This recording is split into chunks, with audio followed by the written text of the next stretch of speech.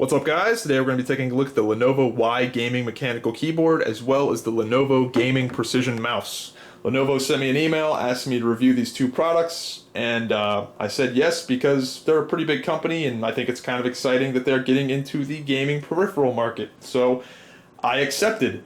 Other than getting these two items for free, I have no conflict of interest, and I will make that very apparent here in a second. So I apologize for the mess, but I want to do this review kind of quick. So let's start with the good news. The keyboard is okay. It's a mechanical keyboard. It's got red switches. I personally like red switches. I've got red switches in that keyboard right there. That SteelSeries one up here has got reds. I like those. And my Black Widow Ultimate actually has oranges. It's Razer's their own switch they made, which is a combination of red and brown, I think. Anyway, I don't know, but I like the oranges if you haven't tried them out. But the keyboard is backlit. It's got a decent rubberized key, and you've got some texture on the space bar there. It looks pretty nice from the top down. It's got this shelf right here, which I like this a lot. This is probably the best part of the keyboard, is just having this long shelf like that. I kind of wish the Black Widow had a longer one. But other than that, kind of a letdown. So let's start with the problem. So this is a macro keyboard, which is great. You've got macro keys right here, G1, 2, 3, 4, 5, 6. And the placement is terrible. I'm 6'5" in real life. I've got a massive hand, can palm a basketball, and if I'm playing an MMO, and I want to hit G6, like that's a stretch for me. And there's no way some of these, if you're a normal sized person, that you're going to be able to hit that. And G1, there's just the placement is terrible compared to the Black Widow, where it's just on the side. Yeah, that sucks. There's no getting around it. Is that the placement is terrible. I don't know why there's this huge space right here. Doesn't really make too much sense to me. So it's a macro keyboard, and only these 6 buttons are macroable, which is I guess fine. But this is a $100 keyboard, and the Black Widow, for example, all of the keys are macroable. So if I want to make the V key, do V, comma, colon, space, whatever. I can program any of these buttons to do anything I want to, whereas this, only these buttons can be programmed. None of these, nope, can't program them at all. So that's a little shitty. It's a $100 keyboard, that's the thing. If this was a cheaper keyboard, if this was like $40, $50, then I wouldn't fault it for that. But it's a $100 keyboard, and I think the Black Widow Ultimate's $150, but I think the normal Black Widow that's not backlit can do the same thing, and it's $100. So, I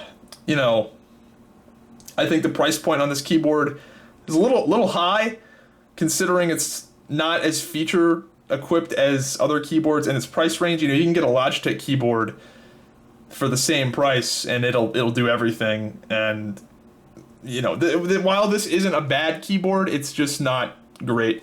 You've got some flashy features right here. You can turn down the dimming of the WSD and the rest of the keyboard and then cut it back on. Boom, boom. That's pretty cool, but again, you can do that stuff on a lot of keyboards. You can do that on this keyboard, lots of Logitech keyboards. Again, it's not bad, but the price point really hurts it in my opinion. And that's the good news. So I think if they bring the price point down, it's just not a $100 keyboard. That's all. It's just not worth $100. Now, I think that's all I want to say about the keyboard. Now let's get on to the bad news. So, the mouse. Oh my fucking god. Where do I start with the mouse?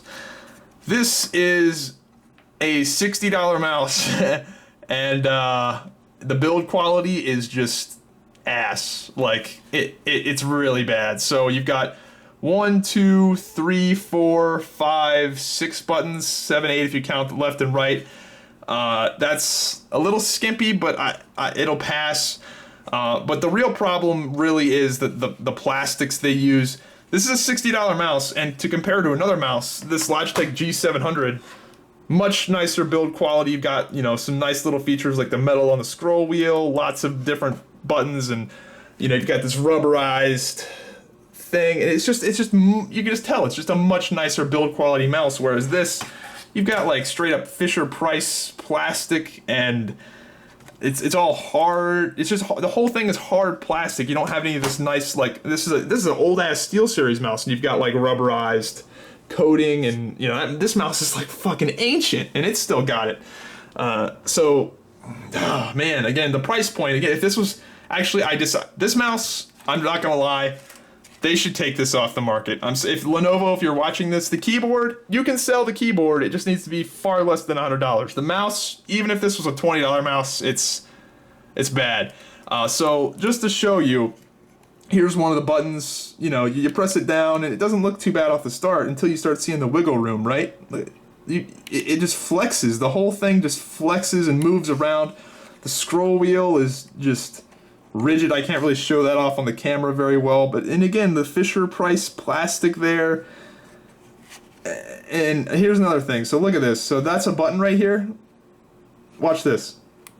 I'm clicking the button where there's not even a button. Like, well, I don't even know what to say to that. Yeah, the build quality. Everything about this is just gross. It's a hard plastic, everything. The lighting, even this part doesn't, it's like coming off. Yeah.